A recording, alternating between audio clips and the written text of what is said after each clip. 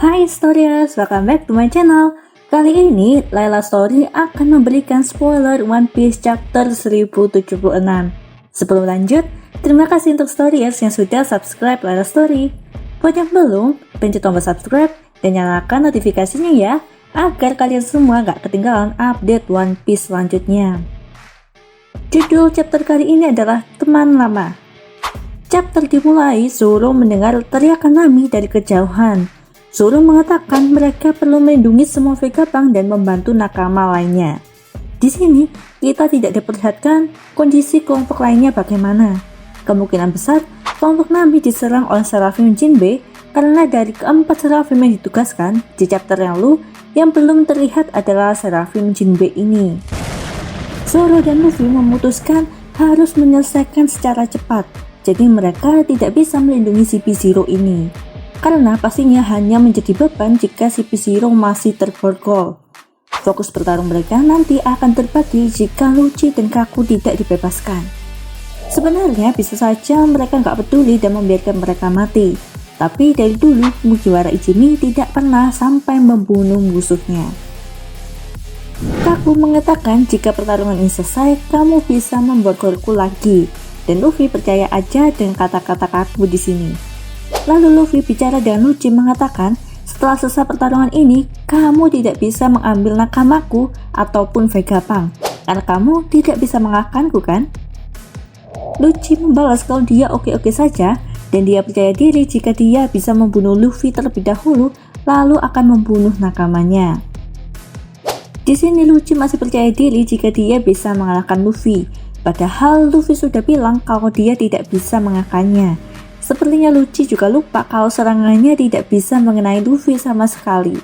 Kalau ini terjadi lagi, Lucci cuma jadi mainannya Luffy lagi nih.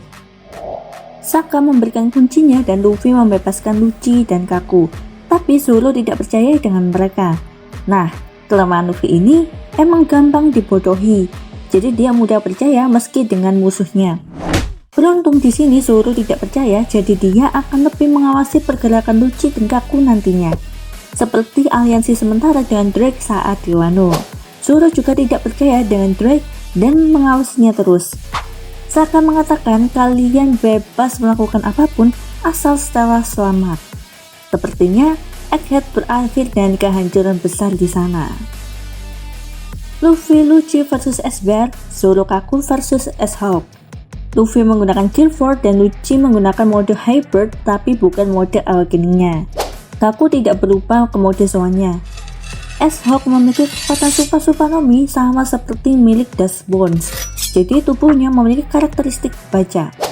Luffy, Lucci, dan Zoro Kaku menggunakan teknik umum mereka. Kedua Seraphim ini terlempar keluar gedung. Sudah sekian lama Gear 4 nggak muncul, akhirnya sekarang muncul lagi.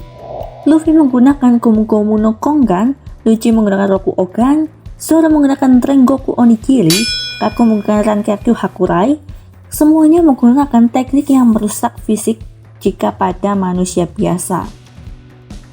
Teknik Roku Ogan ini bisa menghancurkan sebagian kepala Atlas. Apakah Esper juga hancur sebagian atau tidak ya?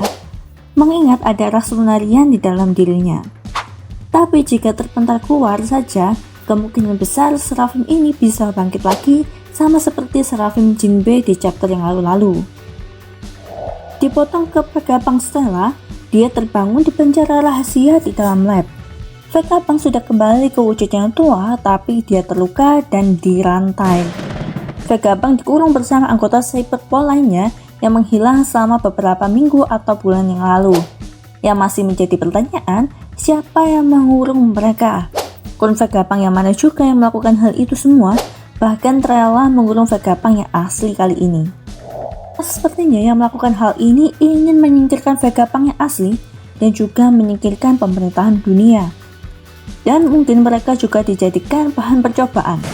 Nah, yang sering menemukan ide-ide percobaan adalah Edison. Edison saat ini bersama dengan kelompok Nami. Apakah teriakan Nami ini juga disebabkan oleh Edison yang tiba-tiba berulah, yaitu dan cara menangkap sebagian nakama Luffy? Vegapunk berpikir siapa yang membocorkan ke pemerintahan jika dia mempelajari Poneglyphs. Tidak kaget jika Vegapunk mempelajari Poneglyphs karena dia mewarisi tekad Ohara. Yang ini berarti Vegapunk juga bisa membaca poneglyphs. Jika bajak laut lain mengetahui hal ini, Vegapunk nanti tidak hanya diburu karena dia jenius dalam sains, tapi juga karena dia bisa membaca poneglyphs. Sejauh ini, yang memang benar-benar memiliki orang yang bisa membaca poneglyphs adalah Straw Hat Pirates dan Blackbeard Pirates, di mana mereka menculik Puding. Jika Puding sudah awaken, mata ketiganya, Puding juga bisa membaca poneglyphs ini. Kru dari Law, Kid, dan Shanks sejauh ini belum diketahui apakah mereka memiliki arkeolog atau tidak. Jika tidak, maka nanti akan memperebutkan Vegapunk dan Robin. Mengingat tujuan cerita saat ini adalah mencari One Piece dan mengungkap sejarah dunia. Dipotong di luar Egghead, kita mendengar obrolan dari beberapa marine base mengatakan lebih dari 100 kapal marine menuju ke Egghead Island. Ini benar-benar gila, karena banyak banget yang menuju ke sana.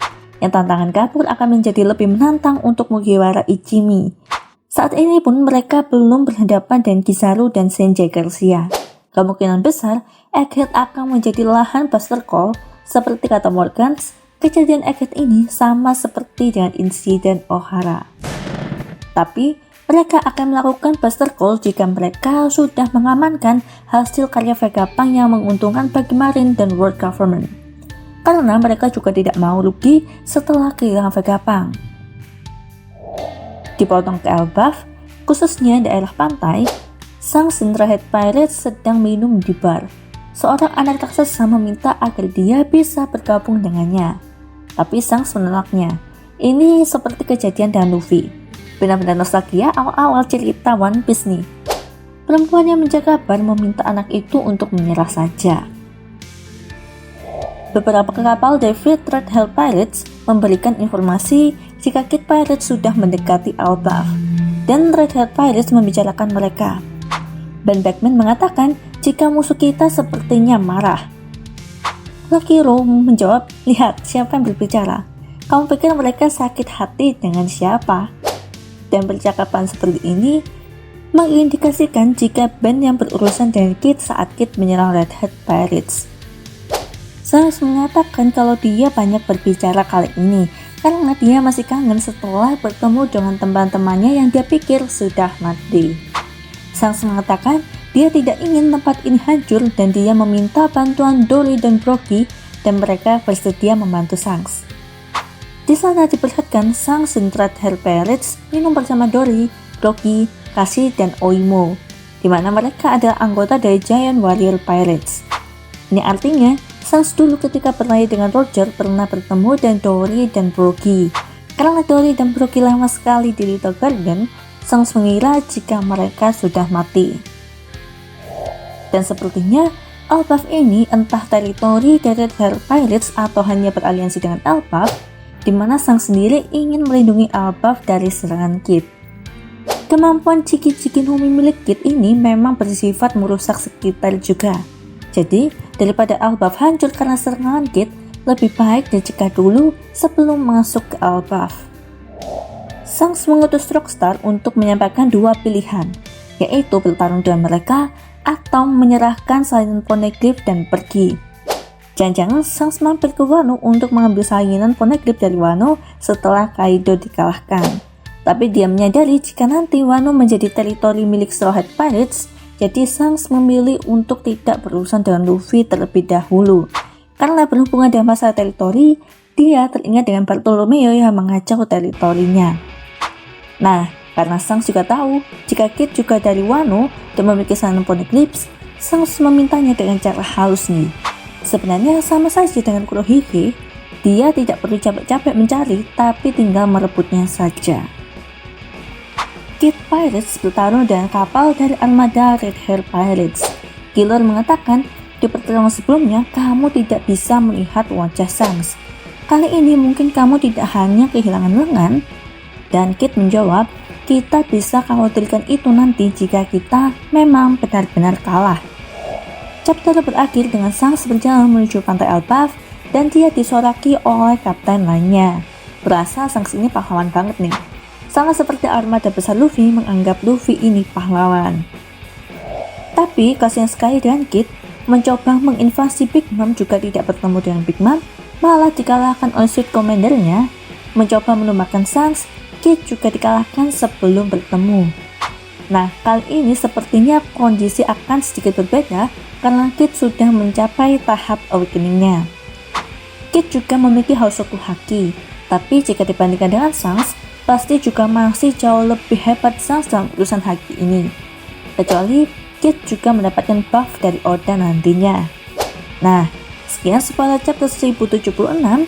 Jangan lupa subscribe, like, dan nyalakan notifikasinya ya, agar kalian semua nggak ketinggalan update One Piece selanjutnya. See you in the next video, Stadiers!